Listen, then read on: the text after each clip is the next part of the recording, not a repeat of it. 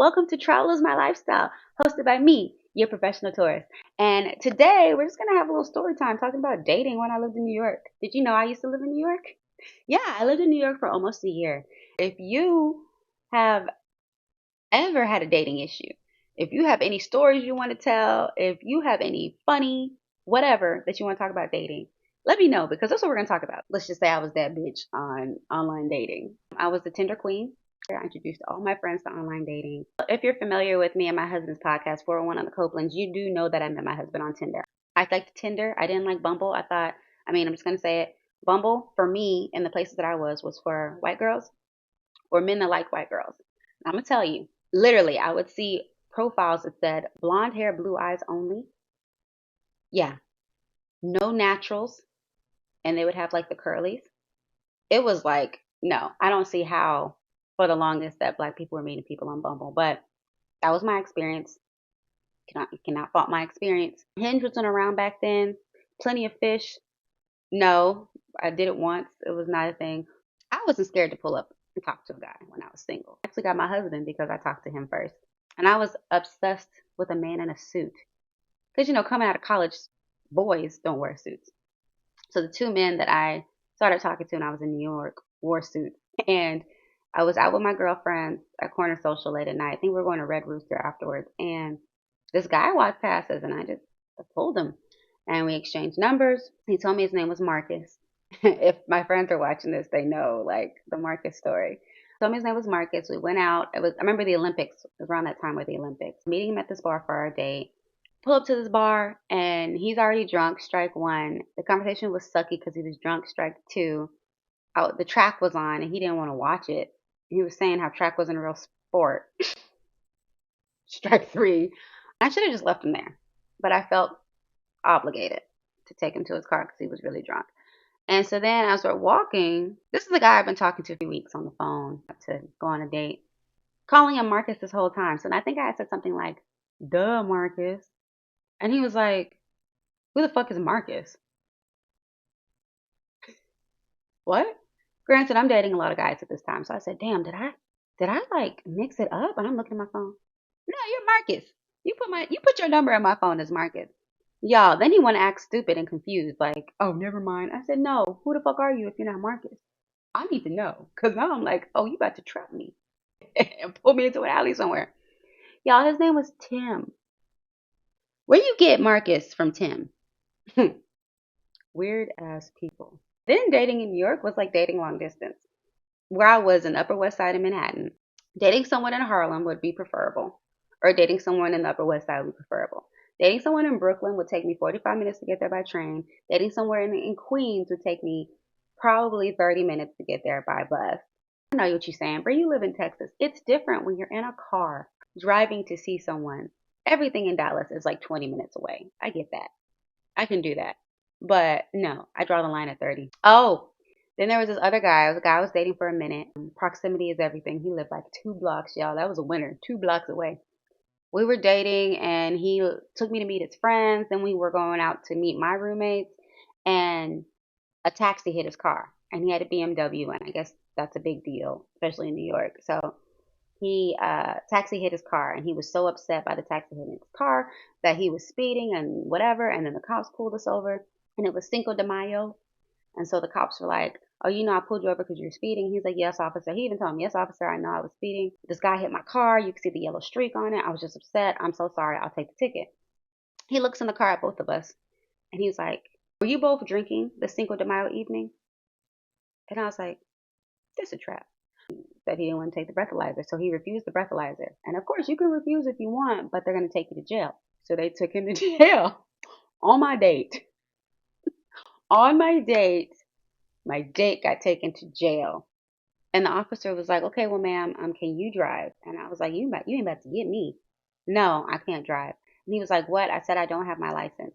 And he's like, what? And then I used to be able to cry on cue. I can't really do it anymore. I think because I'm so emotional now. Tears just come out all the time. But before I was a G. I didn't cry. So it's like I had a reserve of tears. And so I just started crying. And I was like, I just moved here from Texas. That's my first date. I don't know this guy. I don't even know how to get home. I don't know where his car is. And he was like, it's okay. I got it. So the officer literally gets in the car with me and drives us both to the precinct. As he's driving, he's talking to me about how he loves Dallas, how there's like some kind of police football team, football game in Dallas that he goes to every year, blah, blah, blah, blah. Nice car ride. Then we get to the precinct and they give me all his shit. Yeah, I guess when you get booked, they usually take your belt and everything like that. They're like, well, since you're here, you can take all his stuff for him. And I'm like, okay. So I take all his stuff. And then, man, if I was that bitch, I could have took all his money and just dipped out. And I really should have because he was an asshole. Yeah, dating in New York. I had a ex, me leaving Texas. Should be no reason where I should be seeing him. Y'all, why the first person I slept with in New York was like his brother's roommate or something like that when they were in college. Small fucking world. But what I will say is New York got some weird ass people. Sorry, New York, but y'all do. I met a guy. That date was horrible. He was so weird. He said all the wrong things. Like it was like he was trying to Christian Grey me with a sardine pocketbook. I was like, what the fuck? Get me the fuck out of here. This one guy, girl, y'all, he took me to Panera. That was the first time he ever eaten at Panera, but I looked around and I was like, okay. He ate a salad. That's not, I don't care if he ate a salad. This is what happens. He ate a salad. He was munching and chomping on that salad, smacking. And while I was talking, he fell asleep. Are some of y'all falling asleep now? Okay, now I feel insecure. But y'all, he was trying to get me to go to Central Park at dark. Now, I've seen enough Law and Order SVU to know your ass don't go to Central Park at nighttime. Hell no, you ain't about to get me. I already wasn't feeling it. I told one of my roommates to call me. I told my best friend, I think Carrie called me. I told her to call me and tell me it was an emergency. And hey, Carrie, call me and tell me it was an emergency. And he took me back home. This other guy, he picked me up. And this dude obviously had a light skin, dark skin complex. But the pictures I was swiping, he looked like my skin tone. When he showed up, he was like this color. The pictures I was swiping, he had a fade. When he showed up, he had a man bun. And that was the first guy I ever dated on Tinder that never looked like his picture. I was really good at that. And I told him, I said, how old are your pictures on Tinder? And he was like, oh, not that old. And you do realize you have a man bun. And he was like, yeah. And I said, it takes a long time to grow a man bun. And his man bun wasn't a struggle bus man bun. His man bun, it had some length to it. He took me to the Bronx during rush hour. So it took us like an hour to get there. And then he was taking me to his house to drop off some equipment. And I was like, no, I'm not going to your house. You can leave me in the car. He left me in the car and took the car keys. So I was in this hot ass car. I stood outside the car. I was about to get an Uber to go back home because I was like, what the fuck is this? But I'm happy I didn't. We had roti. I had the best roti I've ever had in my life. Oh, it was so good. We got the roti. I'm thinking we're going to sit in there and eat it. So he tells me, no, we're going somewhere else. I'm thinking that he's about to pull out all the stops. He's about to take me to like a nice park, a nice setting, something. No, he pulled up to this park and I got out the car and he was like, where are you going? And I was like, are we going to go eat outside? He was like, no. He really took me to go eat in the car. Yes, I'm not making this up, y'all. Okay. So again, it already took us an hour to get to his house. He went in his house, was in there for like 20, 30 minutes. Then he took me to get food. Then he said I couldn't eat the food. Y'all know how I like food. Drove me another 20 minutes to sit in his car. And I was like, yeah, I'm ready to go home. He's like, really? I said, yeah. Yeah, I'm ready to go home. I was just like, get me the fuck out of here. And so then he starts taking me home. And I'm looking on the GPS. And I'm like, you missed your turn. And he's like, oh, no, I'm going to take you somewhere else. I said, I definitely said I wanted to go home. And he was like, yeah, but I thought you might want this dessert. And I'm then here like, okay, you know what? When I get out this car, I'm dipping the fuck out. Like, this guy is weird as fuck. I'm getting out of here. Taking me to Little Italy. I hadn't been there before. And it was this place called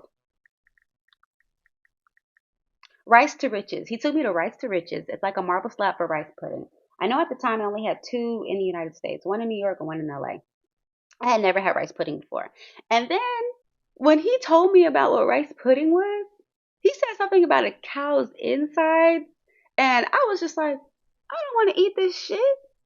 And then when I walked in, it was so busy, it was so packed. I was like, can I have a sample?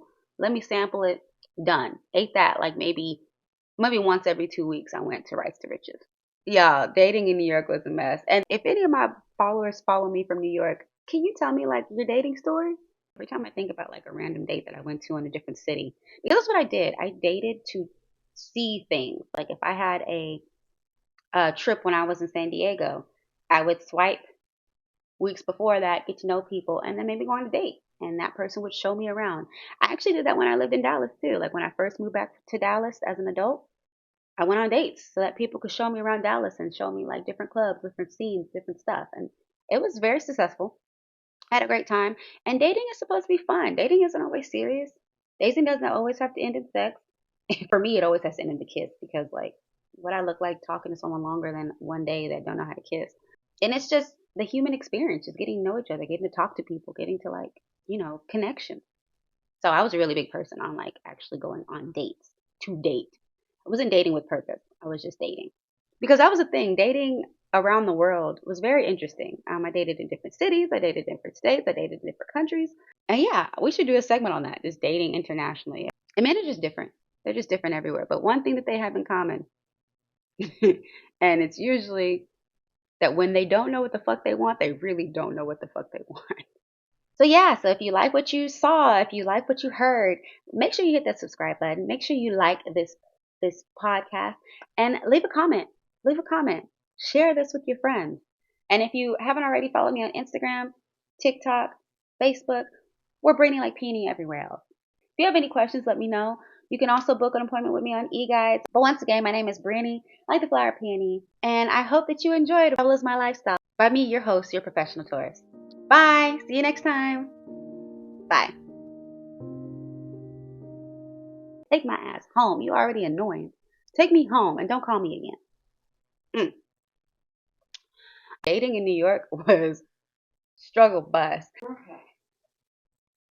Is that better? I want my legs.